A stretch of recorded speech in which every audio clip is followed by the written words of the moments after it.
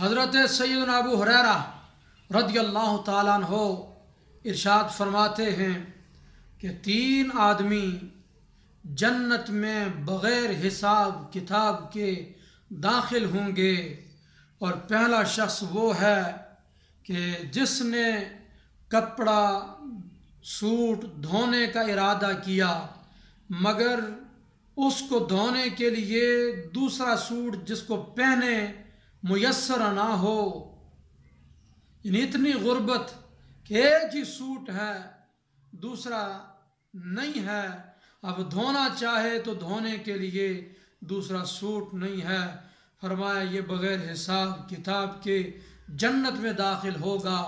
اور فرمایا دوسرا آدمی وہ کہ جس کے چولہے پر 2 ہنڈیاں نہ پکتی ہوں، یعنی بقدر ضرورت اس کے پاس کھانا ہو، ضرورت سے زیادہ کھانا اس کے پاس نہ ہو، یہ آدمی بھی بغیر حساب کتاب کے جنت میں داخل ہوگا۔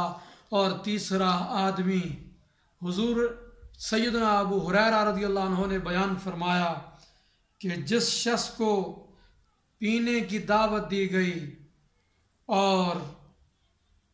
اس سے یہ نہ پوچھا گیا کہ تم کیا پیو گے، تو یہ لوگ جنت میں بغیر حساب کتاب کے داخل ہوں گے۔